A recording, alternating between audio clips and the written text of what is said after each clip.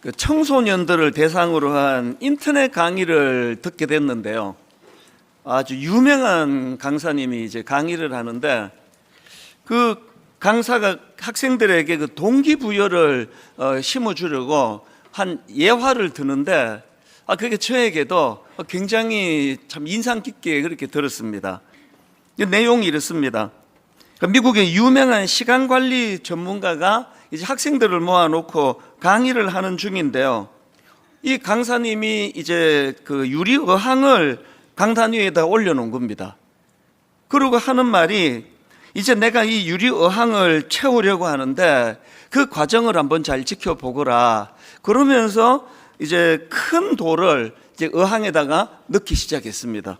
이 돌이 크니까 뭐 한 5개 정도 이제 돌 집어 넣으니까 어항이 이제 더 이상 이제 돌이 들어가지 않으면 다 차는 겁니다. 큰 돌을 넣은 강사가 학생들에게 물었습니다. 너희들이 보기에 이 어항이 가득 찼다고 보느냐?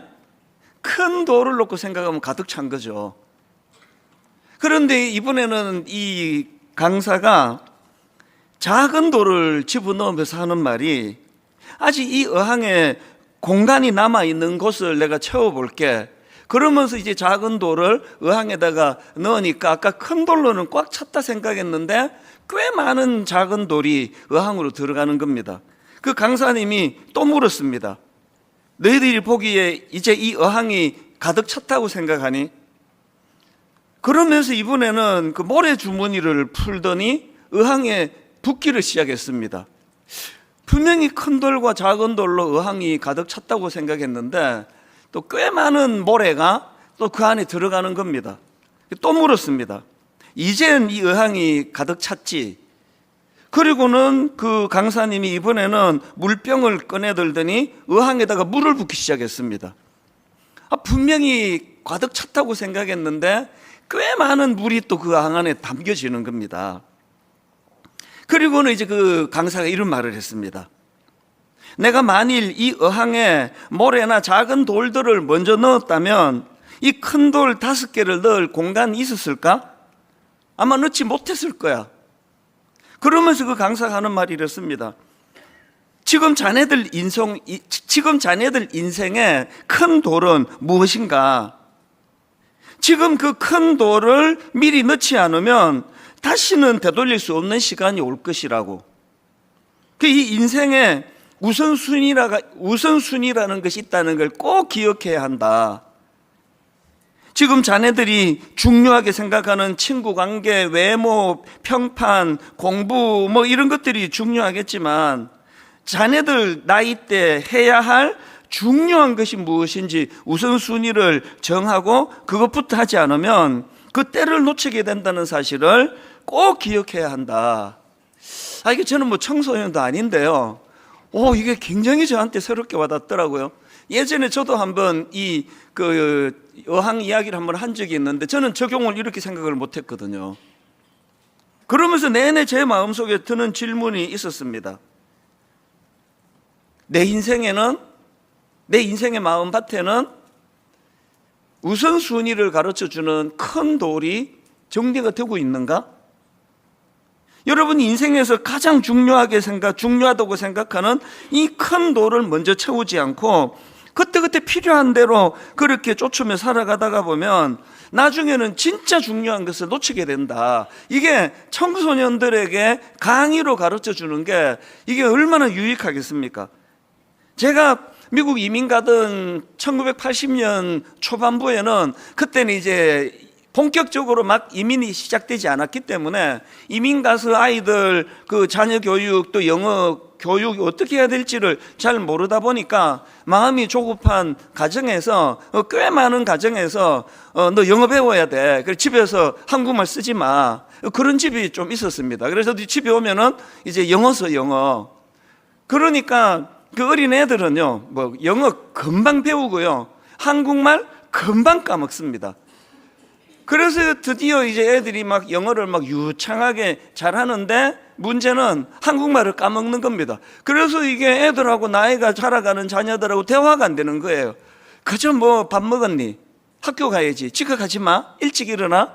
이런 아주 일상적인 생활 대화 말고는 깊은 어떤 신앙의 이야기, 깊은 어떤 인생의 이야기, 이건 나눌 수가 없는 거거든요. 그래서 제가 그 처음에 이민 갔을 때 얘들 어릴 때 집에서 한국말 못하게 한 거, 그게 너무 후회가 된다, 그렇게 하는 부모님들이 좀 있었습니다. 그런가 하면은 어떤 부모님들은요, 얘가 영어를 빨리 못 배우면 어떡하나는 조급함도 있었지만, 그러나 기준을 딱 정하고요, 너 집에서는 한국말 써야 돼, 영어 천천히 배워도 돼, 너 한국 사람이야, 그 정체성을 가르쳐 주려고 집에서는 꼭 한국말로 그렇게 대화를 하도록 가르치는 부모님들이 계셨는데요, 이 시간이 좀 지나고 보니까 집에서 한국말 못 쓰게 하고 영어만 쓰게 했던 그 집이나, 집에 오면은 한국말만 쓰게 하는 그 집이나, 애들은 영어 금방 배워요. 그러니까 한쪽은 영어도 하고 한국말도 하는데 한쪽은 영어밖에는 못하는 거예요. 그게 어항의 큰 돌 아닙니까? 어항의 큰 돌, 중요한 거, 정체성, 또 삶의 우선순위, 이런 게 먼저 정리가 되고 작은 돌 넣고 모래 넣고 물 붓고 그렇게 하는 인생이 있고요, 뭐 인생의 뭐 중심 기준, 뭐 우선순위 이런 게 어딨냐, 그때그때 이렇게 살아가는 그런 분들이 계시다면 이게 나중에 참 후회거리가 된다는 겁니다. 이거 신앙교육도 마찬가지입니다. 우리나라의 가장 무서운 이단이 입시 이단인 거 아시죠? 중학교 들어가면서부터 입시에 너무 부모님들이 마음이 쏠리다 보니까 사실 그 이해가 되죠. 어떻게 해서든 이 공부를 따라잡아서 좋은 대학 가야 되는데 그게 안 되니까 신앙교육이 당연히 소홀히 되는 거죠. 그리고는 뭐 하여튼 공부 그렇게 아이들에게 신앙교육보다 이제 공부를 강조해가지고 그 아이가 좋은 대학을 들어갑니다. 들어가는데 문제가 생기죠. 대학을 가고 나면은 하나님과 멀어지는 거예요. 그 마음의 그 큰 돌로 중심을 잡는 일을 가르치지 못했기 때문에, 그래서 이제 뭐 대학 들어가고 나면은 이게 품 안의 자식이지 부모 말 듣습니까? 그래서 어릴 때부터 이 중심을 가르치는 교육이 필요하다는 그 얘기거든요. 사실 뭐 부모님들이 이게만 모래도 부어야 되고 작은 돌도 넣어야 되고 물도 부어야 되고 그렇게 조급해서 뭐 하나님이 뭐 돌아가시지도 않는데 네 대학 가고 믿어도 된다고 우선순위를 그렇게 신앙생활을 뒤로 돌린다고 그렇게 한다면 그게 그 아이들 대학 공부하는데 크게 도움이 되는 게 아니에요. 사실 제가 전에 한 말씀 드렸잖아요. 제가 고3 부서를 맡고 있는데 그 희한한 애들이 좀 있더라고요. 아니 무슨 고3이 아침 일찍 와서 예배 드리고는 집에를 안 가요. 계속 지들끼리 모여가지고 기타 치고 찬양 부르고 기도하고 뭐 막 이제 자리가 없어 복잡하니 막 복도에 모여가지고 막 그렇게 소리 지르면 기도하고 그러는데, 그거를 이제 그 리더가 또 있더라고요. 같은 고3인데 얘는 막 자기가 이제 막 불러 모아가지고 막 기타 치고 막 이러니까 담당 교역자인 제가 불안한 거예요. 얘들 이래갖고 이거 대학이라도 가나? 이게 뭐 전도사가 믿음이 하나도 없습니다. 그때나 지금이나 사실 믿음이 없어요. 그런데도 나중에 그 결과가 나왔는데 서울대 법대에 갔다는 겁니다. 그리고 나중에 이제 외모고시 합격하고 지금은 이제 그 리더하던 그 아이가 아니에요. 이제 50대인데요. 이제 뭐 우리나라에 굉장히 이제 중진 외교관이 됐는데요. 그렇게 딱 중심이 반듯하게 어릴 때부터 서 있다 보니까 뭐 너무나 어려운 일이 찾아오고 뭐 이게 뭐 외교관이라는 게 참 그 얼마나 그 중요한 역할이잖아요. 흔들림이 없는 겁니다. 우리나라로 다시 이제 귀환을 해가지고 교회를 다니는데요. 우리 교회는 거리가 멀어요. 그런데 1시간 줄을 서서 본당에 들어와서 예배를 드리고 항상 여기 앉아가지고 얼마나 간절하게 예배를 드리고 하는 걸 볼 때마다 너무 참 귀했습니다. 최근에 다시 이제 그 제네바로 발령을 받아가지고 갔는데요. 뭐 여기 있으나 거기 있으나 이 친구는 딱 그 삶의 우선순위, 마음의 어항에 큰 돌 5개가 딱딱딱 잡혀 있으니까 뭐 그렇게 혼미한 게 없습니다. 그 중심을 잡고 살아가더라는 겁니다. 또 여러분 이것도 오해하시면 안 됩니다. 그렇게 오후 늦게까지 찬양하고 기도하면 서울대 가는구나. 내가 지금 그 얘기를 하는 게 아니고요. 믿음 생활을 잘한다고 입시에 지장이 없다는 그 얘기를 하는 거예요. 여러분 고3 때 생각 안 납니까? 저도 보면은요, 뭐 할 거 다 있습니다. 뭐 놀 거 다 놀고, 뭐 잘 만드는 영화 다 보고, 집에서는 분명히 지금 내가 학원에 가 있는데, 저는 극장에 가 있죠. 뭐 좋아하는 거 다 하고 살았습니다. 그래서 결국은 우리가 너무 이제 현실에 너무 함몰이 돼가지고 자녀를 교육하면 나중에 그게 그 중심을 잃은 그런 인생을 살게 된다. 그 얘기를 드리는 거거든요. 그래서 우리가요, 항상 이 중심을 세우는 거. 저는 아까 입생들을 모아놓고 유명한 강사가 했던 그 예화를 들으면서 사도 바울 생각을 했습니다. 요즘 우리가 살펴보고 있는 빌립보서 1장에 보면은 계속 질문이가 아닙니까? 아니 바울은 그 억울하게 지금 감옥에 가 있는데 어떻게 평정심을 잃지 않은가? 아니 그 불편한 감옥 속에서도 어떻게 찬양이 나오고 기쁨이 그에게 끊임없이 솟아날 수 있는가? 저는 그 강의를 들으면서 바울 내면에 있는 그 의항의 큰 돌, 이 삶의 기준, 그리고 삶의 우선순위가 잘 정립이 된 사람은 이런 상황에, 환경에 흔들리지 않는 거구나. 그걸 다시 한번 제가 생각을 하게 됐습니다. 자, 그렇다면 바울은 어떤 삶의 기준이 있었습니까? 그와 같이 우선순위는 빌립보서 1장 20절에 잘 나옵니다. 나의 간절한 기대와 소망을 따라 아무 일에든지 부끄러워하지 아니하고 지금도 전과 같이 온전히 담대하여 살든지 죽든지 내 몸에서 그리스도가 존귀하게 되게 하려 하라니. 뭐 이렇게 또 설교하면요, 또 어떤 분들은 하여튼 교회는 꼬리타분한 이야기를 한다고, 무슨 뭐 그리스도 중심의 삶 그런 게 지금 바빠 죽겠는데 내 인생에 그게 뭐가 그렇게 중요해? 그 절대 그렇지 않습니다.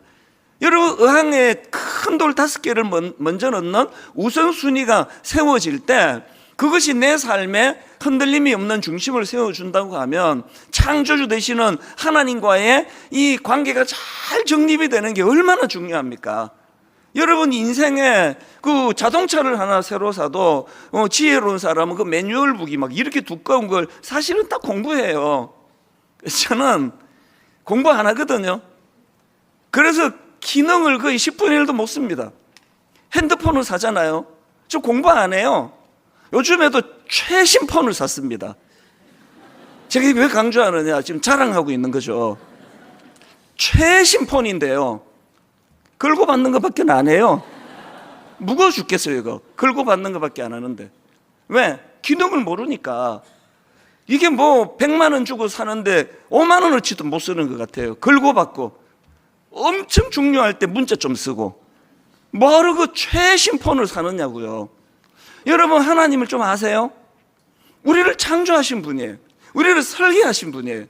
그분이 우리를 어떻게 설계했는지, 어떻게 할 때 우리가 기능이 작동이 잘 되는 건지, 어떻게 할 때 우리가 행복한 건지, 사실 그걸 모르면서, 그러니까 우리가 자기를 엄청 위하는 것 같지만요, 자기를 위하지 않아요.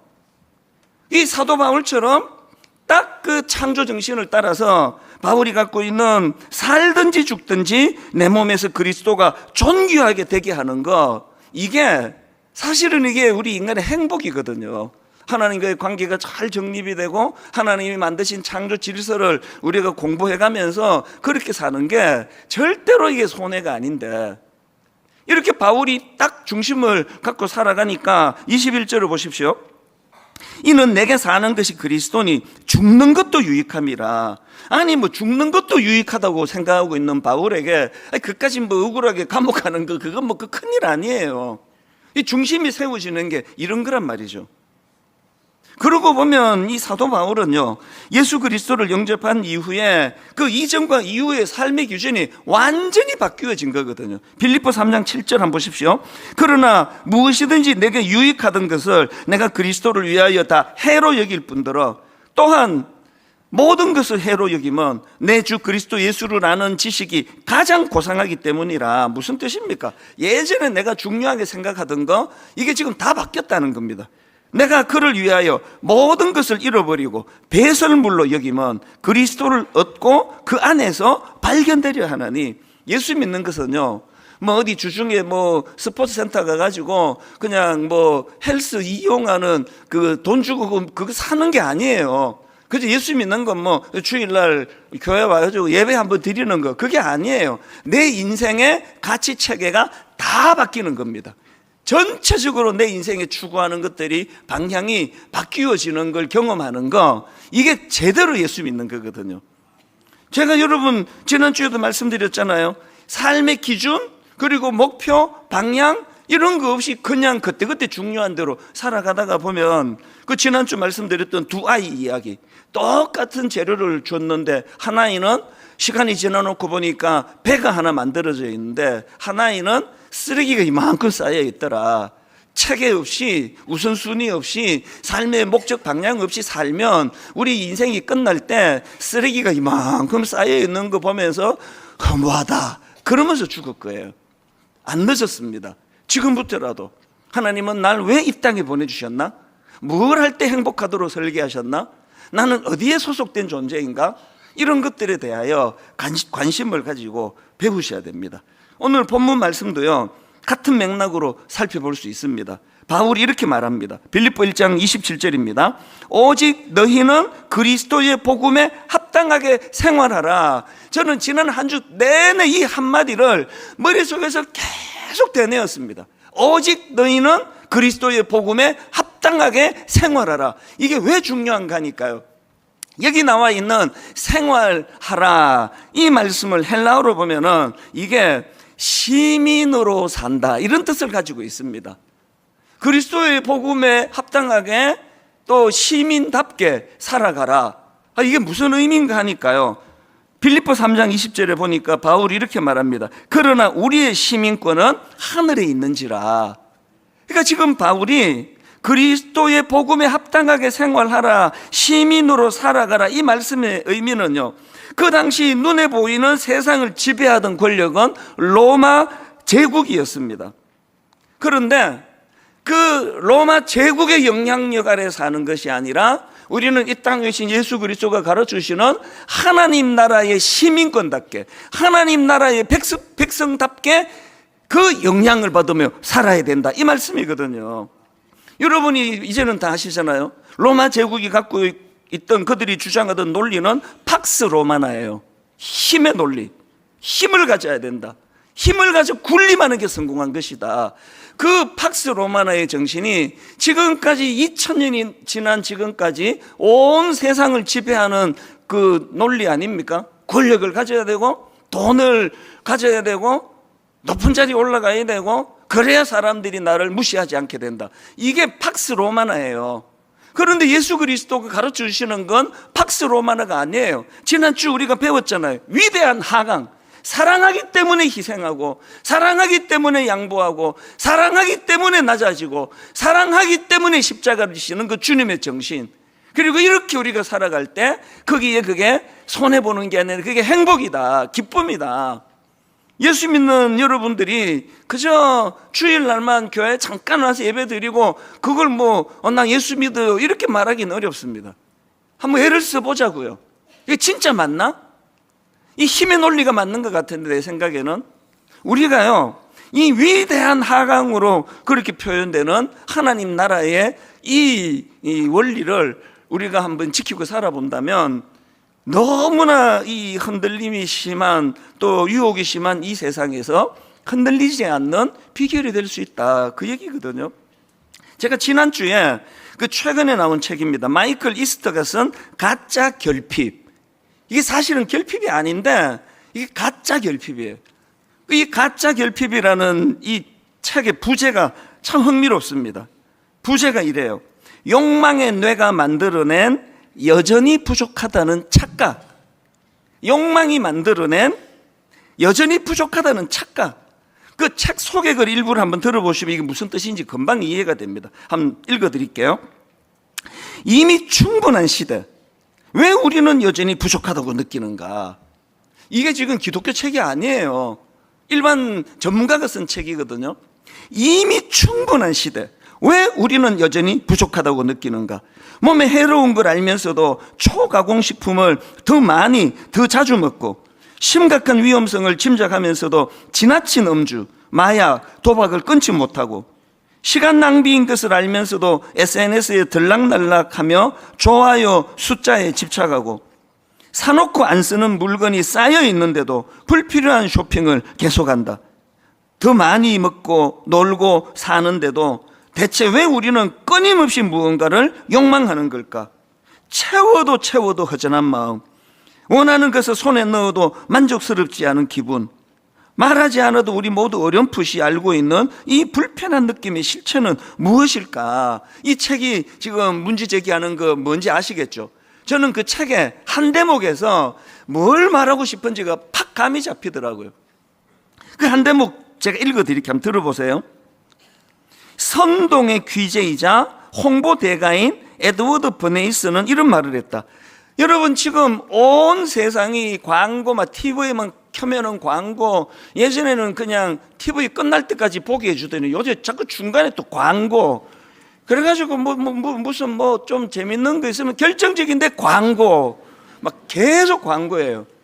그런 광고를 통해서, 그리고 또 유튜브 무슨 어떤 그 인터넷이든지 간에 계속 이 선동의 귀재이자 홍보대가, 이게 이제 광고하는 사람들이 이렇게 부르는 거거든요. 선동의 귀재이자 홍보대가인 에드워드 버네이스는 이런 말을 했다. 우리 일상의 거의 모든 행동은 대중 심리와 사회적 습성을 이해하는 소수에 의해 지배받는다. 우리는 듣도 보도 못한 사람들에 의해 정신의 틀이 잡히고 취향이 형성되고 생각이 주입되는 등 통제를 받는다. 대중을 꼭두가시처럼 쥐고 흔드는 건 바로 그들이다. 이게 무슨 말입니까? 인간의 뇌가 갖고 있는 취약성을 너무나 잘 알고 있는 기업들이, 광고주들이 끊임없이 우리 현대인들을 유혹하고 혼란의 자리로 끌고 간다는 거예요. 그래서 오늘 이런 시대는 중독을 피할 수가 없습니다. 끊임없이 우리를 중독으로 몰고 가서 그들이 추구하는 것들을 얻어내는 거거든요. 이런 시대를 살다가 보니까 이게 중심을 세우지 않으면 우리는 비틀거리며 살 수밖에 없습니다. 여러분, 에베소서 4장 13절 14절 이 구절로 우리가 무장해야 됩니다. 우리가 다 하나님의 아들을 믿는 것과 아는 일에 하나가 되어 온전한 사람을 이루어 그리스도의 장성한 분량이 충만한 데까지 이르리니, 이는 우리가 이제부터 어린아이가 되지 아니하여 사람의 속임수와 간사한 유혹에 빠져 어떻게 해요? 온갖 교훈의 풍조에 밀려 요동하지 않게 하려 함이라. 로마서 12장 2절 너희는 이 세대를 본받지 말고 오직 마음을 새롭게 함으로 변화를 받아 하나님의 선하시고 기뻐하시고 온전하신 뜻이 무엇인지 분별하도록 하라. 에베소서 4장 22절 너희는 유혹의 욕심을 따라 썩어져가는 구습을 따르는 옛사람을 벗어버리고 오직 너희의 심령이 새롭게 되어 하나님을 따라 의와 진리의 거룩함으로 지으심을 받은 새 사람을 입어라. 여러분, 이런 유혹이 많은 시대를 살면서 저와 여러분들이 가지고 있는 이 마음의 의항에 큰 돌 5개가 우리 중심을 지탱하도록 하는 것, 그리고 사도 바울이 말하는 것처럼 그 팍스 로마나 힘의 논리가 지배하는 그 시대의 지배를 받고 우리가 살아가지만 우리는 그들에게 속한 존재가 아니다. 우리는 하나님 나라 시민권자다. 우리는 하나님 나라의 영향력에 의해서 살아가기를 원한다. 이런 것들을 계속 우리가 추구해야 되는 거거든요.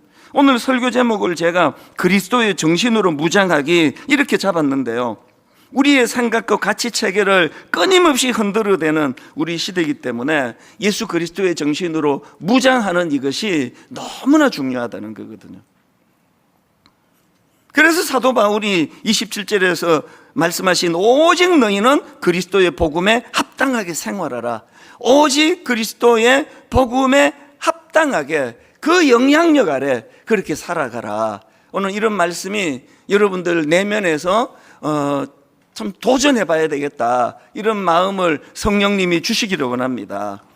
자, 오늘 이 본문 말씀을 이렇게 묵상하고 정리하고, 그래서 우리가 이런 관점으로 우리 자신에게 스스로 질문해야 돼요. 나는 그리스도의 복음에 합당하게 생활하고 있는가? 나는 팍스 로마나 힘의 논리로 살아가라고 유혹하는 이 세상에서 그런 것들이 흔들리지 않을 하나님 나라 시민권다운 가치관을 갖고 있는가? 삶의 중심이 딱 서 있는가? 점검하셔야 되는 거거든요. 경남 거창 그 시골에 가면은요, 거창 고등학교가 있습니다. 그 학교 강당 뒤편에 직업 선택 10계명이라는 게 있는데, 지난주에 그 다른 앞부분의 예배 때는 제가 이걸 다 소개해 드렸는데, 지난주에는 내용이 길어지는 바람에 이거를 제가 소개를 못 해드렸는데, 제가 반드시 하고 싶습니다. 거창 고등학교의 직업 선택 10계명 한번 들어보십시오. 첫 번째, 월급이 적은 쪽을 택하라. 아이고, 처음부터 이게 또 말도 안 되는 소리를 하네. 예, 첫 번째가 월급이 적은 쪽을 택하라. 두 번째, 내가 원하는 곳이 아니라 나를 필요로 하는 것을 택하라. 세 번째, 승진의 기회가 거의 없는 곳을 택하라. 이거 계속 읽어야 되나, 이걸. 승진의 기회가 거의 없는 곳을 택하라. 네 번째, 모든 것이 갖추어진 곳은 피하고 처음부터 시작하는 황무지를 택하라. 다섯 번째, 앞을 다투어 모여드는 곳은 절대 가지 마라. 아무도 가지 않는 곳을 택하라. 여섯 번째, 장래성이 전혀 없다고 생각되는 곳으로 가라.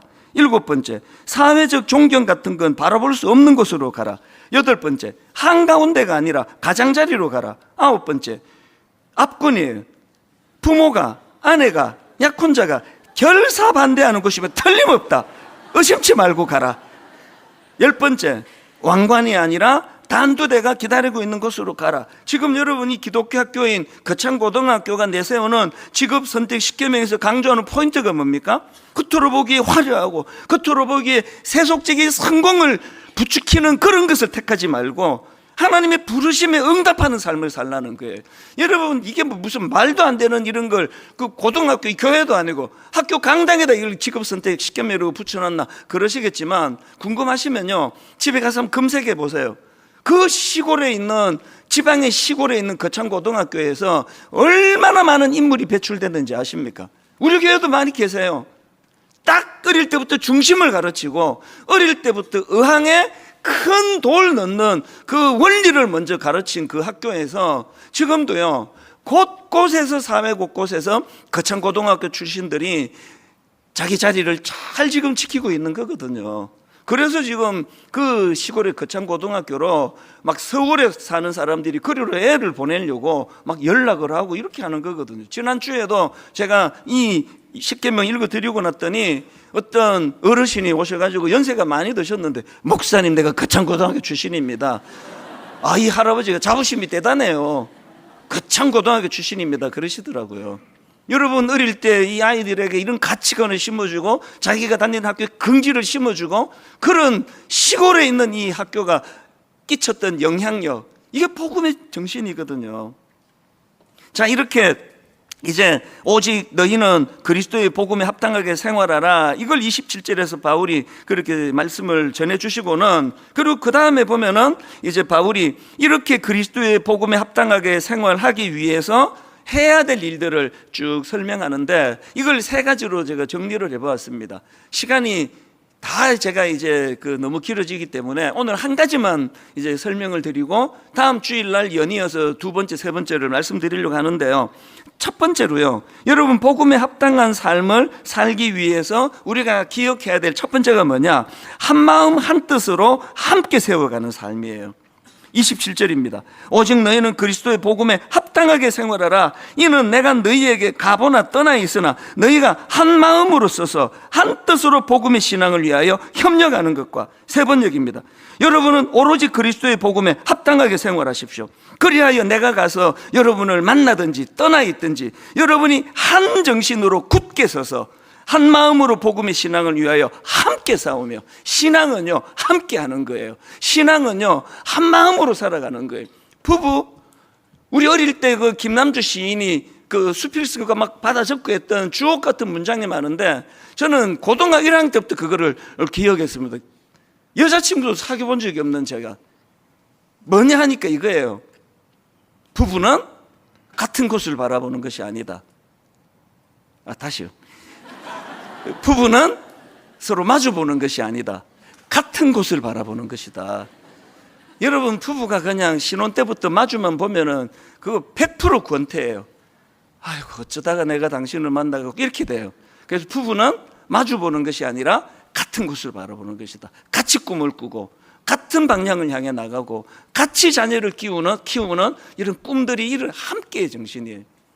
성경에 보면은 초대교회가 어떻게 그렇게 로마의 핍박 속에서도 세상을 감동시키는 일을 했나, 딱 저는 한 대목이 너무 와닿아요. 사도행전 4장 32절, 믿는 무리가 한 마음과 한 뜻이 돼요. 이게 초대교회의 특징이에요. 믿는 무리가 한 마음과 한 뜻이 돼요. 예수님도 요한복음 17장 21절 제자들 위해 이런 기도합니다. 아버지요, 아버지께서 내 안에, 내가 아버지 안에 있는 것 같이 그들도 다 하나가 돼요. 그들도 다 하나가 되어 우리 안에 있게 하사 세상으로 아버지께서 나를 보내신 것을 믿게 하옵소서. 그리고 에베소서 4장 3절, 평안에 매는 줄로 성령이 하나 되게 하신 것을 힘써 지키라. 계속 우리에게 강조하고 또 강조하는 거, 사랑으로 하나 되는 거예요. 사랑으로 하나 되는 거. 저는요, 유튜브를 보면 한국교회가 진짜 변질됐구나 뼈저리게 느껴요. 저는 SNS를 보면 한국교회가 진짜 변질됐구나. 뭘 보고 아는지 아십니까?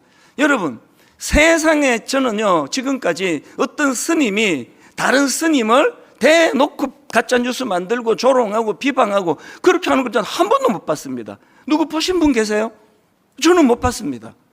저는 천주교 신부님이 다른 신부님을 그렇게 공개적으로 조롱하고 막 이제 털려먹었다고 비웃고 그렇게 하는 걸 저는 한 번도 본 적이 없습니다. 그런데 지금 유튜브 들어가면 그냥 A 목사님이 B 목사님을 조롱하고, 저게 신앙이냐?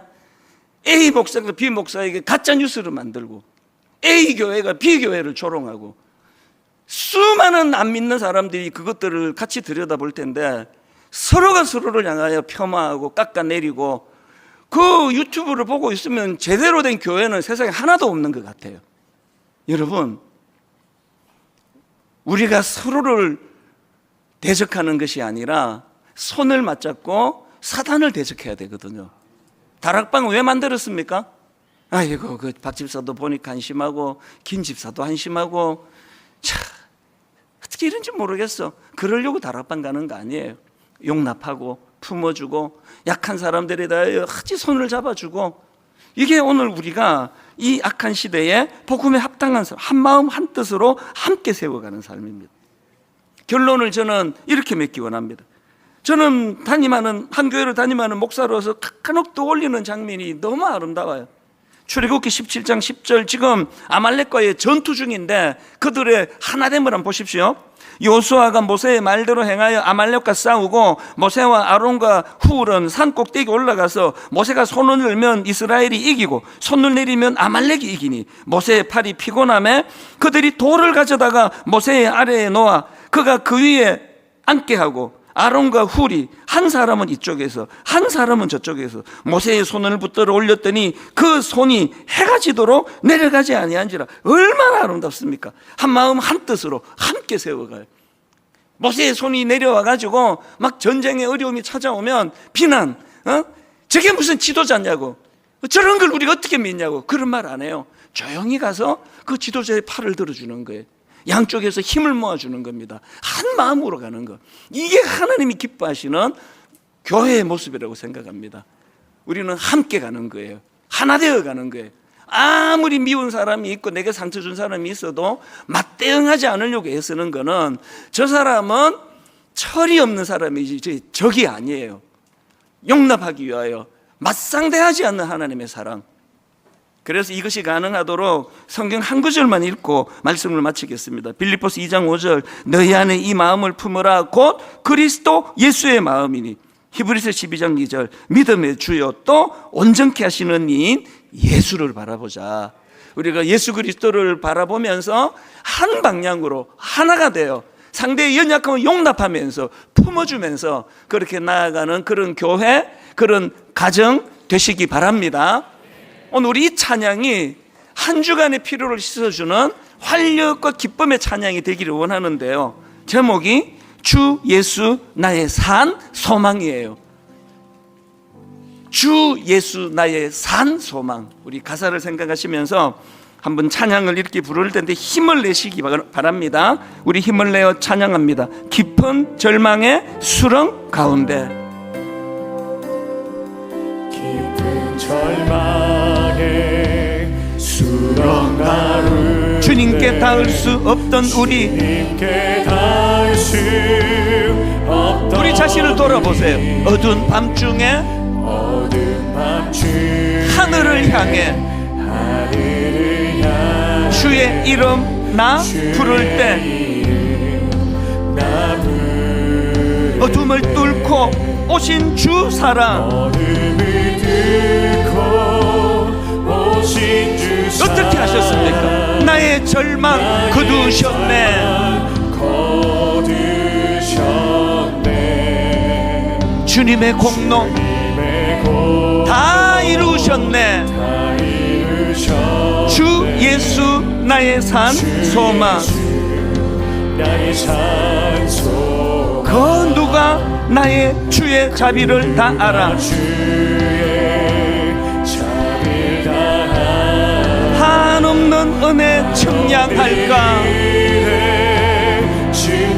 위대한 하강 영광을 떠나 이 땅에 오신 위대한 하강, 죄가 되신 구주 예수. 주의 십자가 내게 말하네. 여러분 뭐라고 말씀하십니까? 영원히 난 용납됐네. 자격 없는 나이지만 아름다우신 왕, 나는 주의 것, 그리스도 나의 산 소망. 오늘 예배 가운데 그 하나님 기쁨으로 찬양합니다. 할렐루야. 주를 찬양하여라. 할렐루야. 자유케 하셨도다.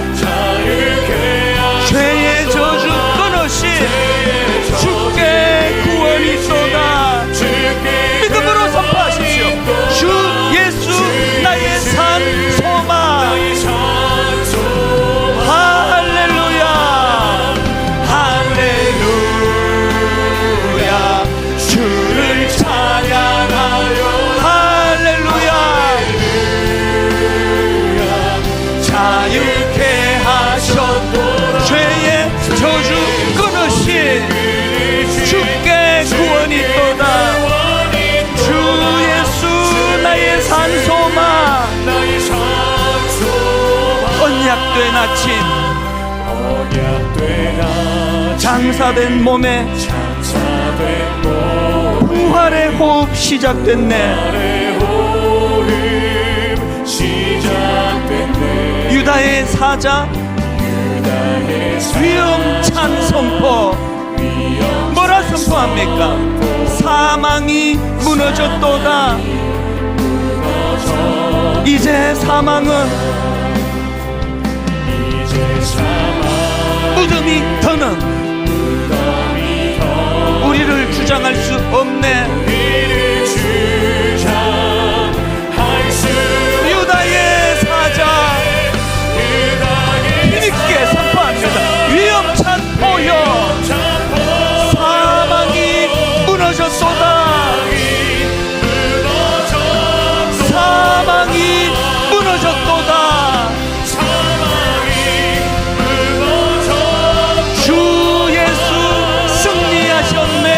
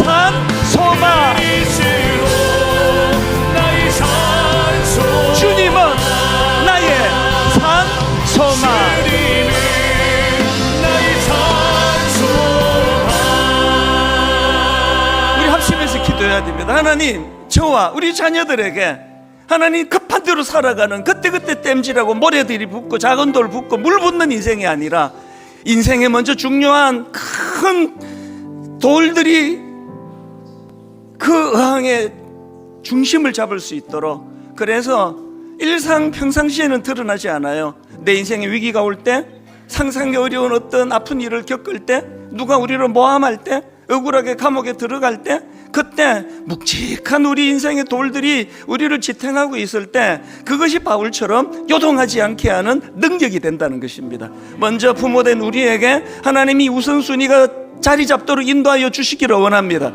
그리고 하나님, 이것이 우리 아들에게, 우리 딸에게 전수되기를 원합니다. 우리는 뼈대 있는 그리스도를 가장으로 중심에 둔 그런 예수 믿는 가정입니다. 우리 가정 안에 이런 중심이 잘 자리 잡도록 부모된 우리가 하나님 이런 우선순위와 중심이 잡힌 부모 되게 해달라고 우리 먼저 자신을 위하여 그리고 우리 자녀들을 축복하며 한 목소리로 합심하여 통성으로 같이 기도하시겠습니다. 살아계신 하나님 아버지, 오늘 예배 가운데 인도하여 주심을 감사합니다. 오늘 예배 가운데 개입하여 주시니 감사합니다. 예수 그리스도 오늘 우리들 삶 가운데 산 소망이 되심을 믿습니다. 예수 그리스도 나의 산 소망 되신 그분을 우리가 기억하면서 하나님, 깊은 절망 수렁 가운데 우리는 아버지 죄로 인해 주님께 닿을 수 없었던 자들이었습니다. 그런데 하나님, 어두운 밤 중에 하나님을 향해 주님의 이름을 부를 때 어둠을 뚫고 우리를 찾아오신 그 주님, 우리의 절망을 거두어 주시는 그 주님을 찬양하기 원합니다.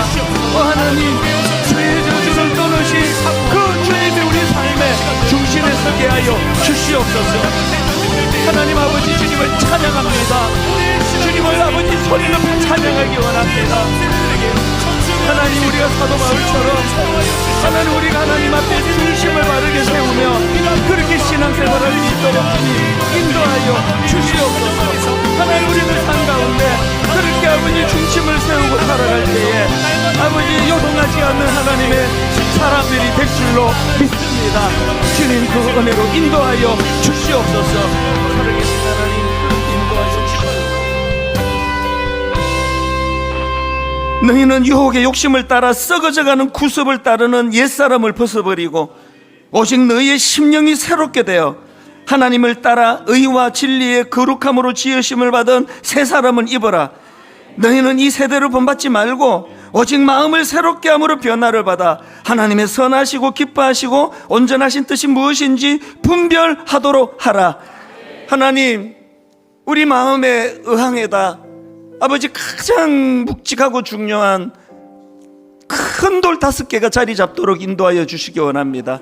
그래서 하나님, 상황에 따라 이리저리 휘둘리기 쉬운 이 세상인데 끊임없이 우리를 유혹하고 끊임없이 중독의 자리로 몰고 가려는 이 세상 가운데 요동하지 않는 중심을 가진 그런 우리 기성세대 부모가 되게 하여 주시고, 그 아름다운 모습이 자녀들에게 잘 전수가 됨으로 말미암아 평상시에는 잘 몰랐는데 우리 아이들이, 우리 자녀들이, 장성한 우리 아들, 딸들이 어떤 위기를 만날 때, 풍랑을 만날 때 요동하지 않는 부모님의 믿음이 전수됨으로 말미암아 우리 마음에 중요한 굵고 묵직한 그런 기준이 있을 때 그 기준을 갖고 살아갈 때 흔들리지 않는구나, 요동하지 않는구나, 이걸 우리 자녀들이 맛보게 하시고 경험하게 하여 주시옵소서.